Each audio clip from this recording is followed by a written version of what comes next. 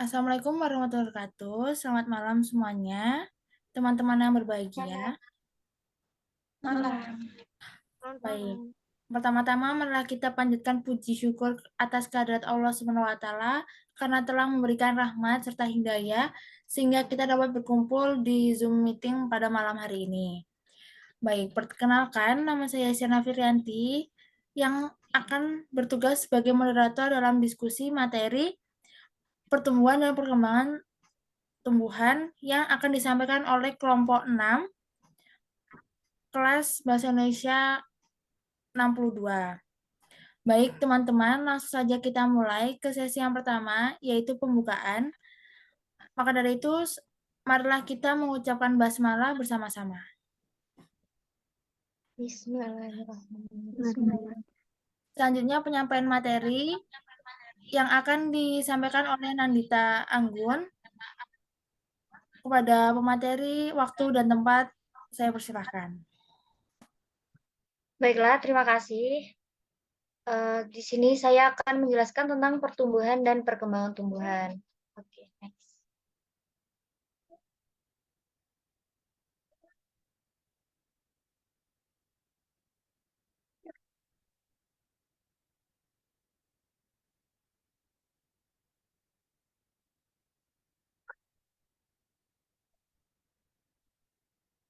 Dimulai dari pengertian, pertumbuhan yaitu pertambahan atau peningkatan jumlah ukuran, massa, dan volume sel yang bersifat irreversibel atau tidak bisa kita pungkiri. Yang kedua yaitu perkembangan, yaitu perubahan yang menyertai pertumbuhan menuju tingkat kedewasaan. Next. Adapun indikator ukuran tumbuhan, yang pertama yaitu satu dimensi yang terdiri dari panjang, lebar, dan diameter. Yang kedua ada dua dimensi yaitu luas daun, dan yang terakhir yaitu tiga dimensi yang berupa volume dan berat. Nah, berat ini terdiri dari dua, yaitu berat basah dan berat kering. Nah, apa sih berat basah itu? Berat basah yaitu berat bagian tumbuhan yang belum hilang airnya. Sedangkan berat kering yaitu berat bagian tumbuhan yang sudah hilang airnya. Next. Selanjutnya, 3 tahapan pertumbuhan. Yang pertama yaitu pembelahan sel. Terjadi pertambahan jumlah sel dengan cara pembelahan mitosis pada meristem apikal. Kemudian terjadi pemanjangan sel, yang terjadi pembesaran sel yang ditandai dengan vakuola semakin membesar. Dan yang terakhir yaitu diferensiasi, seperti perubahan struktur dan fungsi jaringan yang membentuk jaringan pelindung seperti epidermis, jaringan dasar seperti parenkim, jaringan penunjang yaitu sklerenkim dan kolenkim, dan jaringan pembuluh yaitu xilem dan floem. Next. Kemudian ada pertumbuhan pada akar. Bisa teman-teman lihat di situ ada akar dikotil. Nah, pertumbuhannya ada di daerah pemanjangan. Oke, next. Dan selanjutnya yaitu pertumbuhan pada ujung batang.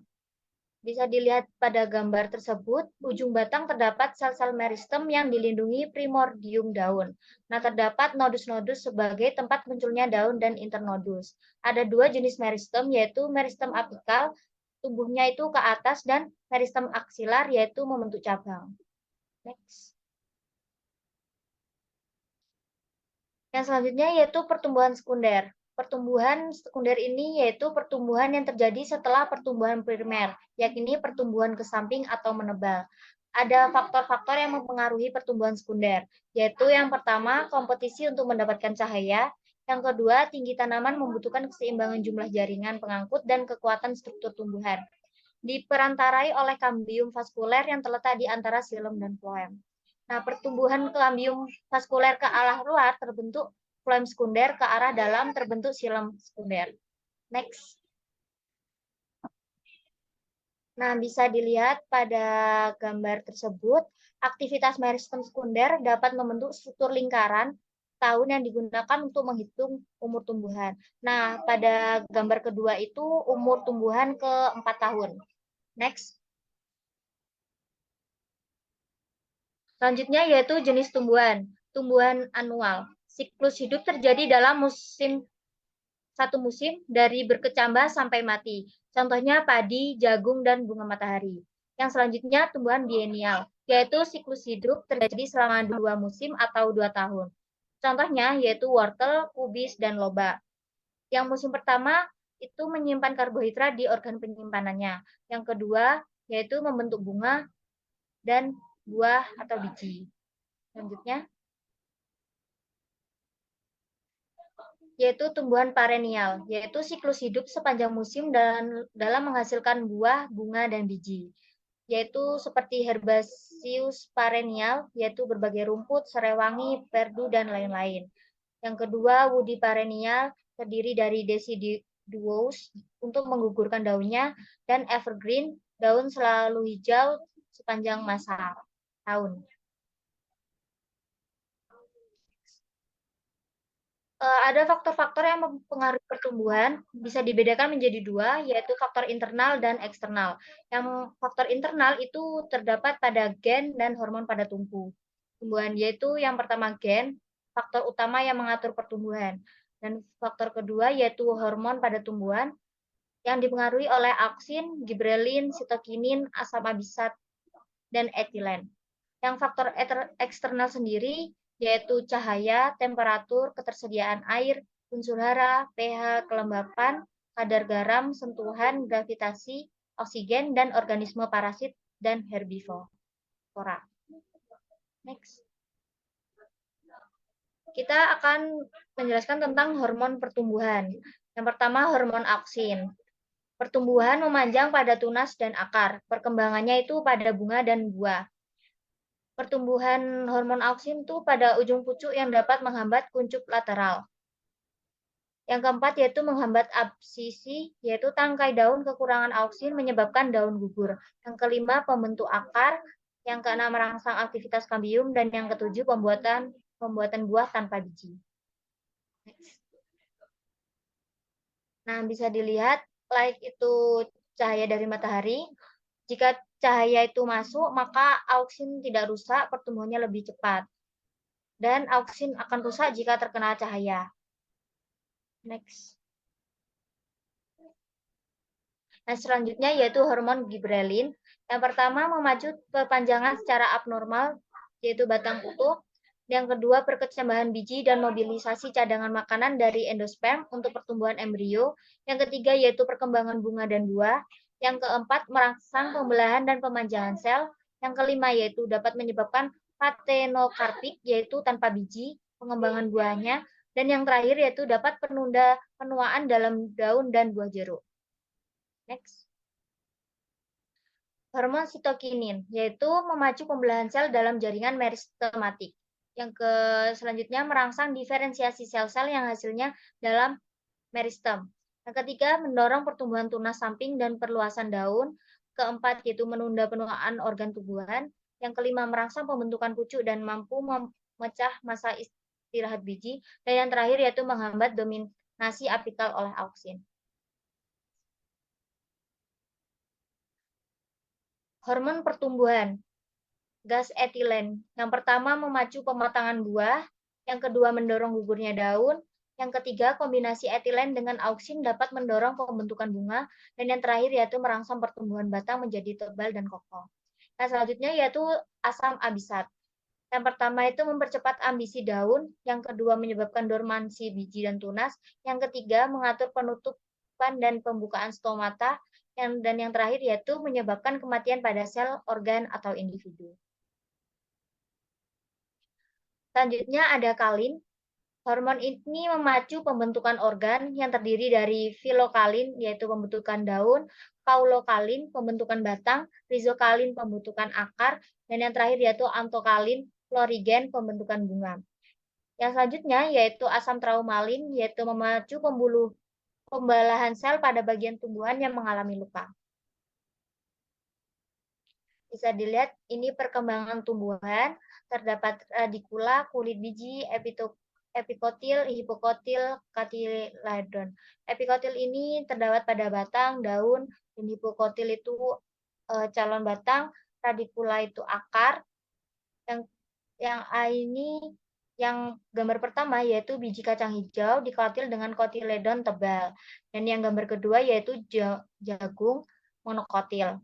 Next.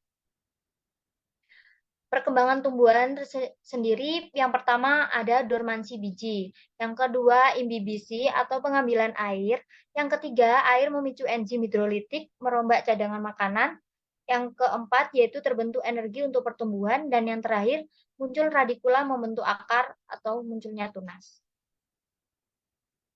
Baiklah, mungkin sekian pemaparan materi dari saya. Bila ada kesalahan, mohon dimaafkan. Wassalamualaikum warahmatullahi wabarakatuh.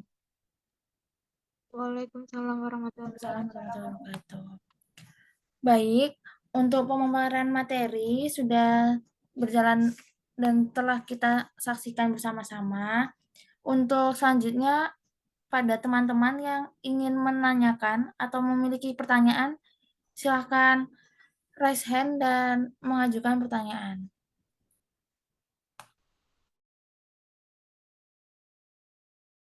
Baik, untuk Saudari Naura Asyari, bisa ditanyakan. Baik, terima kasih atas kesempatan yang telah diberikan. Izin bertanya, seperti yang telah dijelaskan tadi, pertanyaan saya yaitu, cahaya diperlukan untuk melakukan proses fotosintesis. Nah, namun dari sisi lain juga, cahaya itu merupakan faktor yang menghambat dari pertumbuhan sendiri. Tolong jelaskan tentang pernyataan dari pernyataan tersebut. Terima kasih.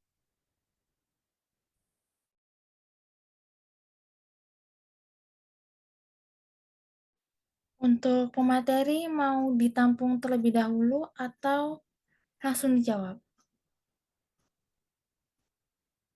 Untuk pertanyaan ditampung dulu.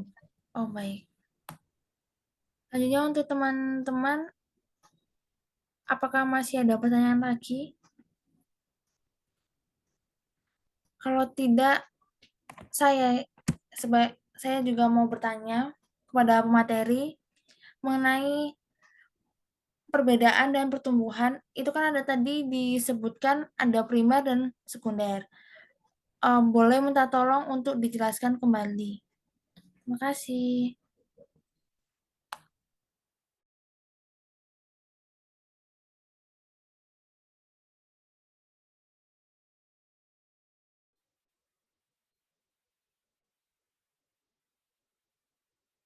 Baik, saya akan mewakili pemateri yang akan menjawab pertanyaan dari saudari.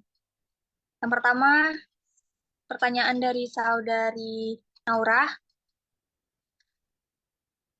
Cahaya diperlukan untuk melakukan proses fotosintesis, namun di sisi lain cahaya merupakan faktor yang menghambat pertumbuhan.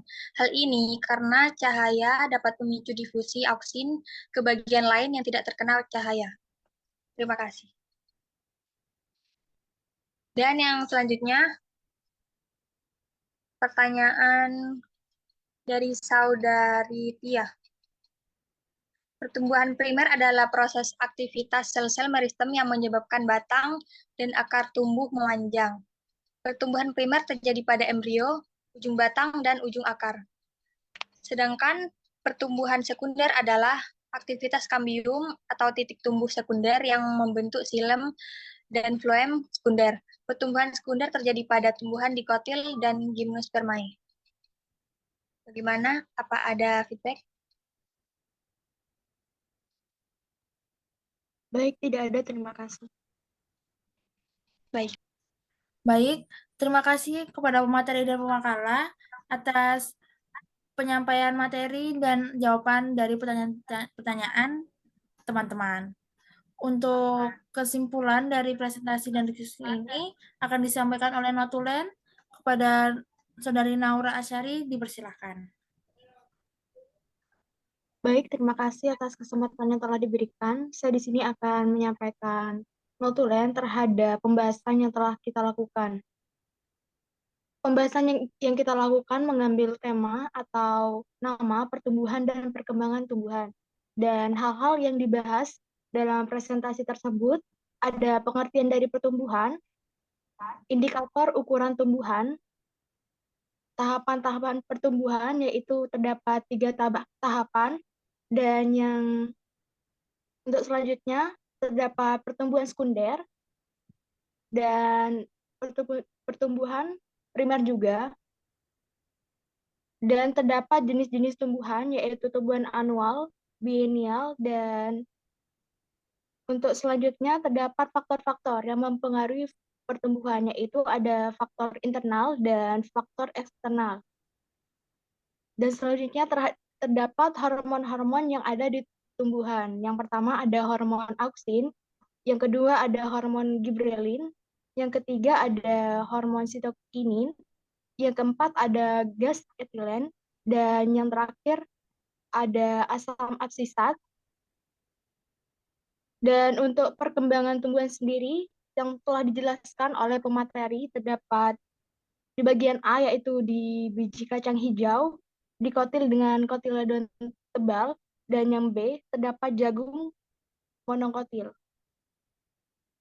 Dan terdapat proses-proses bagaimana terjadinya perkembangan tumbuhan yang telah dijelaskan oleh pemateri pada saat dijelaskan. Baik, terima kasih. Itu yang mungkin dapat saya sampaikan. Kurang lebihnya mohon maaf. Wassalamualaikum warahmatullahi wabarakatuh. Waalaikumsalam. Terima kasih kepada Notulen atas kesimpulan dari presentasi dan diskusi pada malam hari ini.